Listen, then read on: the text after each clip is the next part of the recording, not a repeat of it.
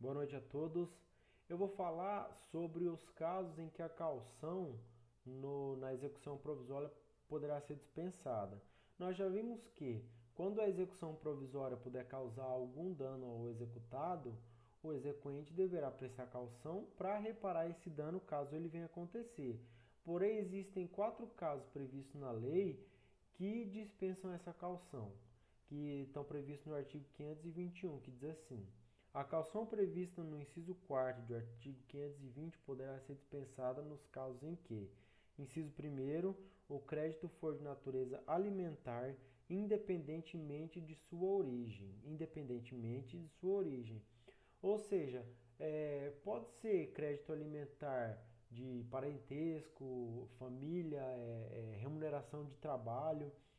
O exequente vai poder executar provisoriamente sem caução, porque o legislador entende que esse crédito alimentar é necessário para a subsistência do exequente.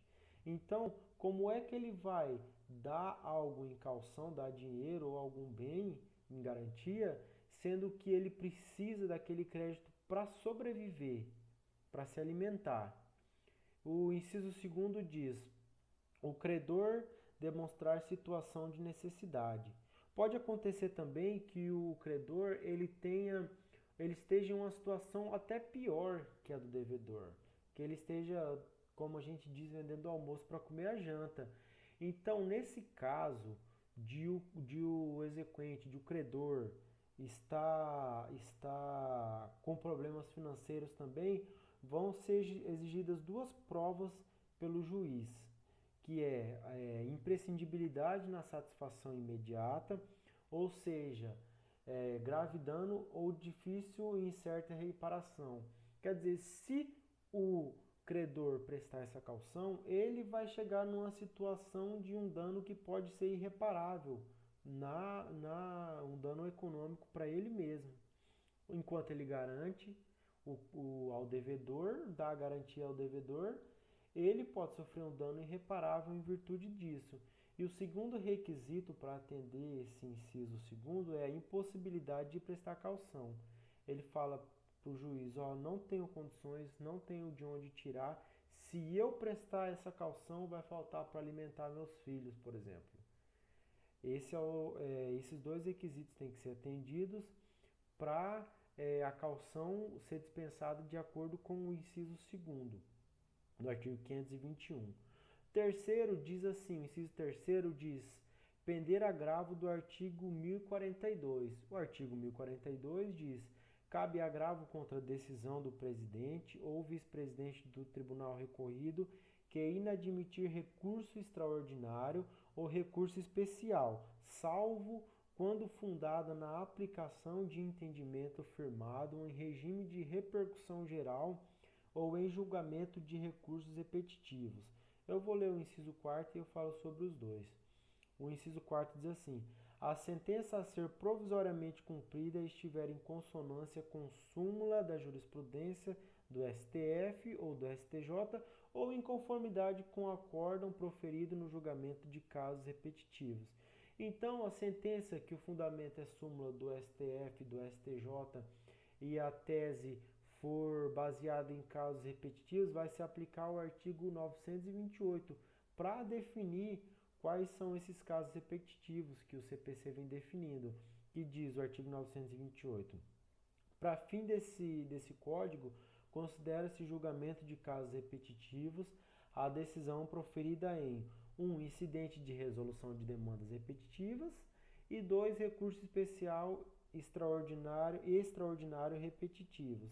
O parágrafo único do mesmo artigo diz: o julgamento de casos repetitivos tem por objeto questão de direito material ou processual. Então, a chance dessa execução ser anulada, da execução provisória ser revogada,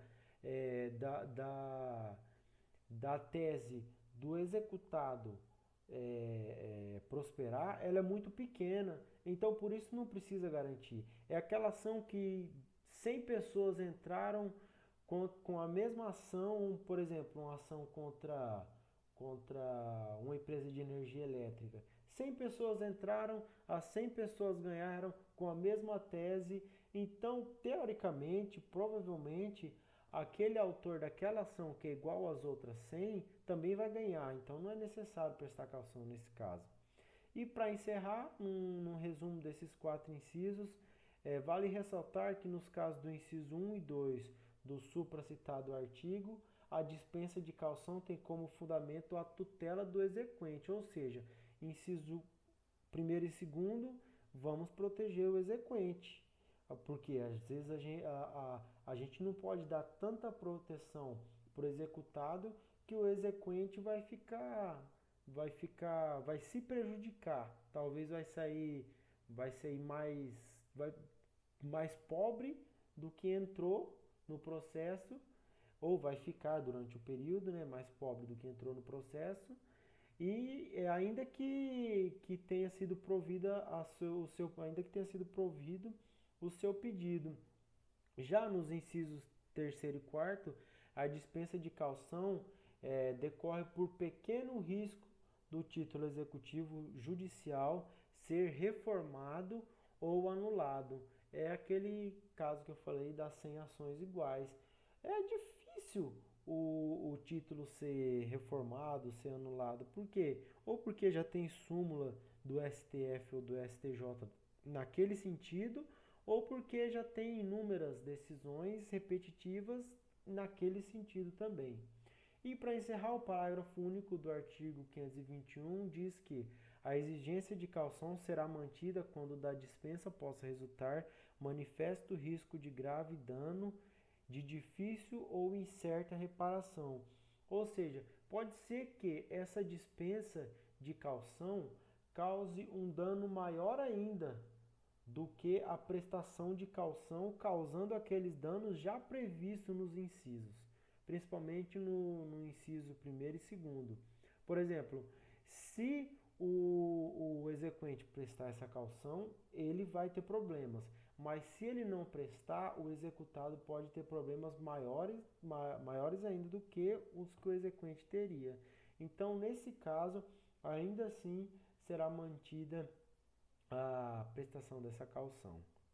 É isso, artigo 521. Causas de dispensa de caução na execução provisória.